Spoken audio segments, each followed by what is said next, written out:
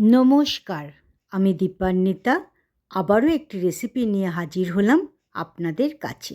আজকের recipe cheese chicken donut. এটি বানানোর জন্য প্রথমে আমি একটি ব্লেন্ডিং জার নিয়ে নিয়েছিলাম। তার মধ্যে 250 গ্রাম বোনলেস চিকেন যোগ করে দিলাম। তার সাথে দিলাম 1 টিস্পুন চিলি ফ্লেক্স, 1 টিস্পুন নুন, 1 টিস্পুন কালো গোলমরিচের গুঁড়ো,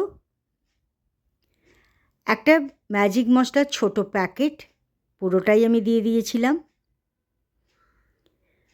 1 table spoon ginger garlic paste অর্থাৎ আদা রসুন বাটা, 1 টিস্পুন চিলি সস এবং 1 টিস্পুন সোয়া সস যোগ করলাম।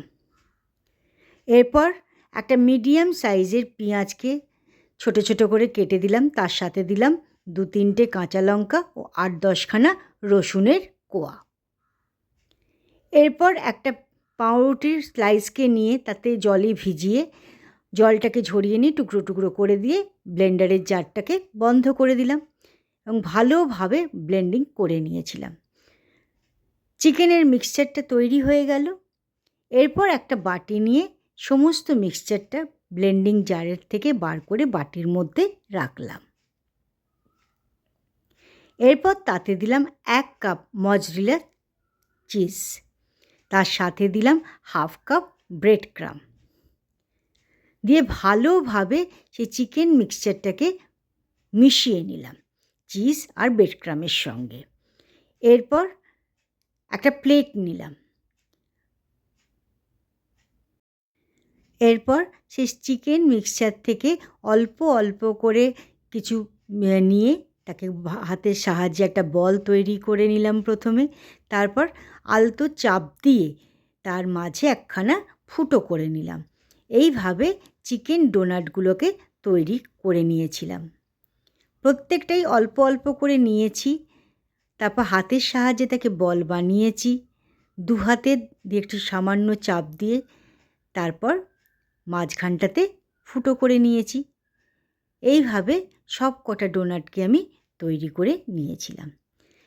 সব কটা তৈরি হয়ে যাবার পরে তাকে প্রায় 1 ঘন্টার জন্য ফ্রিজে রেখে দিলাম।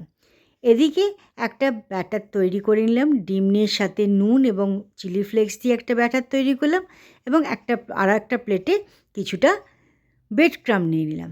এরপর 1 ঘন্টা বাদে সেই ডোনাটগুলিকে বার করে প্রথমে এগের ব্যাটারে ডিপ করেছি, তারপর ব্রেড ক্রাম তার গায়ে লাগিয়ে নিয়ে তৈরি করে নিলাম। আমাদের এই ডোনাটগুলো ভাজবার জন্য তৈরি হয়ে গেছে। এরপর একটা ফ্রাইং প্যানে যতটা পরিমাণ তেল লাগবে সাদা তেল যোগ করে দিয়ে তেলটিকে গরম করে নিলাম এবং ডোনাটগুলোকে ছেড়ে একটা পিঠ প্রায় 3 থেকে 5 মিনিট ধরে লো ফ্লেমে আমি ভেজে নিয়েছিলাম। ভাজতে ভাজতে যখন সেটাকে প্রায় গোল্ডেন ব্রাউন কালার চলে এলো তখন সেগুলিকে তেল থেকে তুলে নিয়েছিলাম। এইভাবে সব কটা ডোনাটকেই আমি ভেজে নিয়েছিলাম।